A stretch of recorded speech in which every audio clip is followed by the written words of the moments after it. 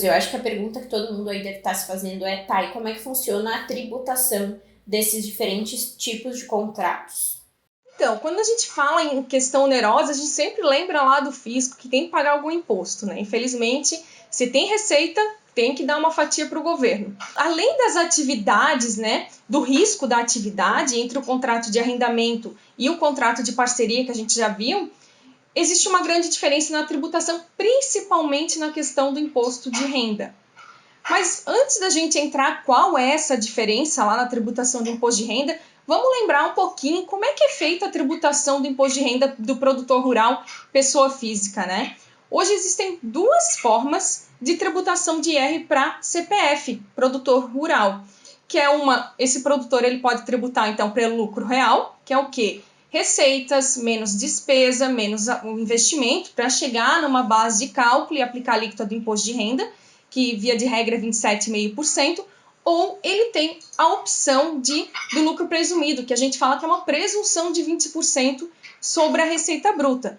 No caso dessa presunção, vou pegar toda a receita desse meu produtor rural, aplicar 20% e não vou ter despesa e nem investimento para deduzir dessa base de cálculo e aplico direto a alíquota de 27,5% de imposto de renda.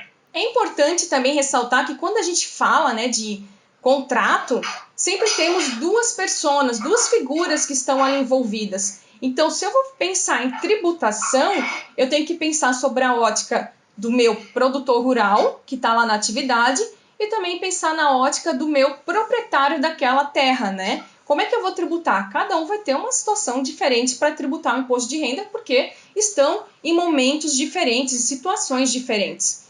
Na figura do proprietário da terra, no caso do contrato de arrendamento, ele não está desenvolvendo uma atividade rural. Ele apenas está alugando esta terra, né, esse imóvel. Então, nesse caso, ele não vai tributar lá como atividade rural no imposto de renda. Ele acaba tributando todo esse valor da receita diretamente pela alíquota do IR, que é 27,5%. E ele faz esse recolhimento, então, mensalmente ali pelo Carnê-Leão.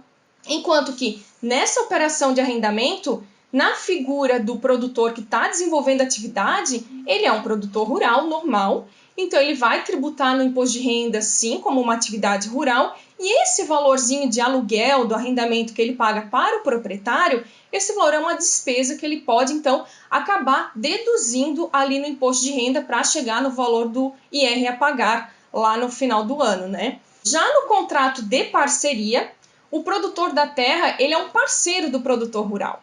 Então, a gente tem a figura de dois produtores rurais no contrato de parceria. Os dois acabam declarando como produtor rural dentro da declaração do imposto de renda, só que a gente tem uma diferença entre um e o outro, porque o produtor proprietário ele não está lá no campo de fato.